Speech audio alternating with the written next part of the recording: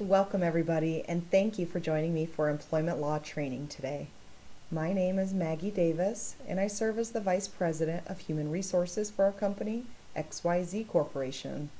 We have a lot to cover this afternoon, so let's get started.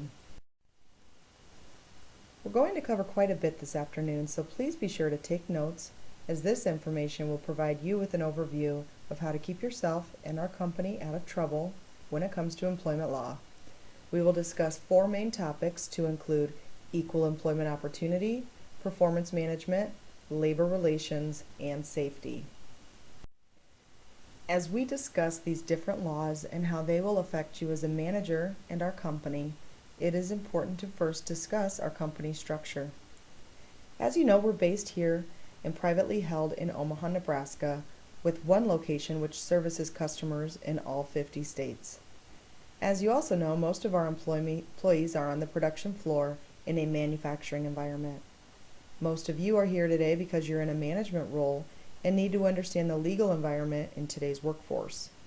While we strive to always maintain a positive environment, we must also work to ensure that we are compliant with all federal laws. As a manager, you will need to know how these laws can and will apply to you and our company. Please understand, you can be personally accountable for certain violations.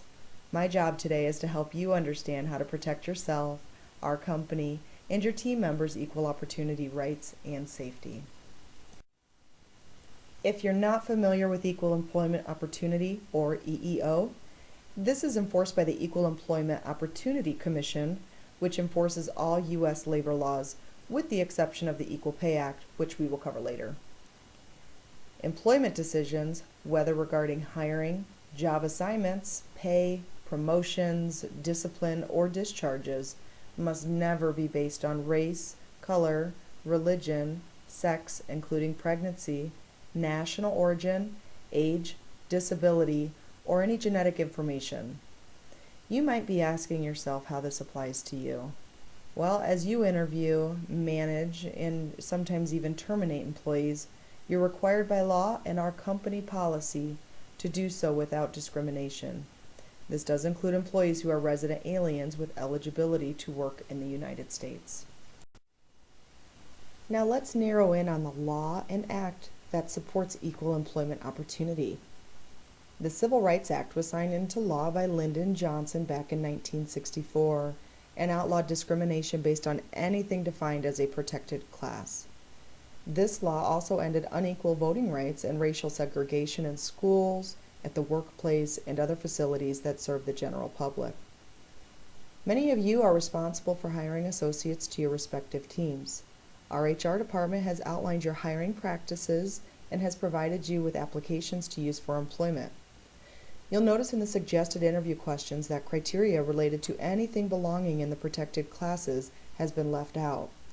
As you discuss the position, please follow the policy of XYZ Corporation and avoid asking questions regarding race, color, religion, sex, national origin, age, disability, or genetic information.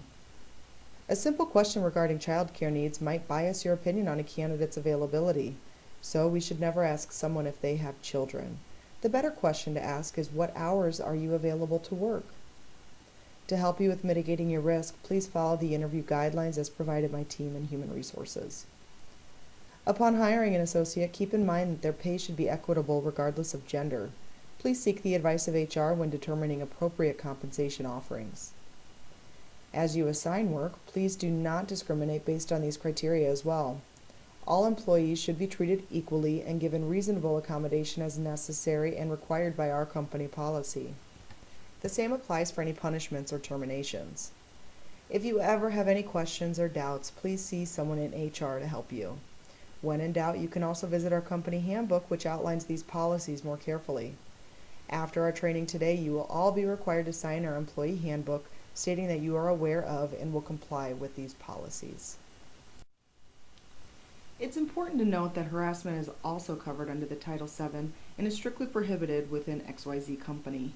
Our policy of harassment includes any unwelcome conduct that is based on race, religion, color, sex, national origin, disability, or age. Unwelcome sexual advances constitute sexual harassment and are also prohibited.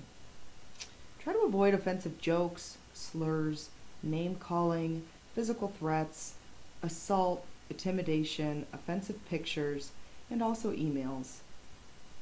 Any retaliation to employees that have complained about any sort of harassment is also strictly prohibited. It's your responsibility as a manager to enforce this policy within your teams. The Americans with Disabilities Act, or ADA, prohibits discrimination against people with disabilities in employment, transportation, public accommodation, communication, and other governmental activities. The ADA also establishes requirements for telecommunications relay services. Since we as XYZ Corporation has more than 15 employees, we are also prohibited from discriminating against people with disabilities by Title I of the ADA. This means that we are required to provide equal opportunity in selecting, testing, and hiring all qualified applicants with disabilities. Additionally, we will provide job accommodation for workers with disabilities when such accommodations do not impose undue hardship upon our company. FMLA stands for Family Medical Leave Act and entitles our eligible employees to take unpaid job protective leave for specified family and medical reasons with continuation of group health insurance coverage under the same terms and conditions as if the employee had not taken leave. Here's a brief list of what eligible employees are entitled to. They are to receive 12 work weeks of leave in a 12-month period for the birth of a child or to care for the newborn child within 1 year of birth, the placement with the employee of a child for adoption or foster care, and to care for the newly placed child within 1 year of placement, to care for the employee's spouse, child, or parent who has a serious health condition that makes the employee unable to perform the essential functions of his or her job, any qualifying exigency arising out of the fact that the employee's spouse, son, daughter, or parent is covered military member on covered active duty, or 26 work weeks of leave during a single 12-month period to care for a covered service member with a serious injury or illness if the eligible employee is the service member's spouse, son, daughter, parent, or next of kin. USERRA protects civilian jobs, rights, and benefits for veterans and members of the active and reserve components of the U.S. Armed Forces. USERRA provides that returning service members must be promptly reemployed in the same position that they would have attained had they not been absent for military service, with the same seniority status and pay, as well as any other rights and benefits determined by their seniority. Misconduct, discipline, and terminations should never be based upon race, religion, color, sex, national origin, age, disability, or genetic information. Discipline and performance appraisals are heavily litigated, and these should be objectively aligned with the strategic goals of our organization. As a manager here, it is important that you document and provide a record of outcomes in terms of quality, quantity, timeliness, cost effectiveness, need for supervision, interpersonal impact or citizen performance, and finally work performance. Performance should always be measured by a specified job function for a specific period. Gender is not to be used when making any employment decisions. The Equal Pay Act prohibits discrimination on account of sex in payment of wages by employers engaged in commerce or in the production of goods for commerce. Equal pay for equal work is not only a law, it is our company policy, and all managers will be held accountable for enforcing this throughout XYZ. Currently, XYZ Corporation is not affiliated with a union. However, the law and our company policy forbids anybody from interfering with employees in exercising their rights to form, join, or assist any labor organization for collective bargaining, or from working together to improve terms and conditions of employment, or refraining from such activity. Similarly, labor organizations may not interfere with employees in the exercise of these rights either. Under the OSH law, we have a responsibility to provide a safe workplace.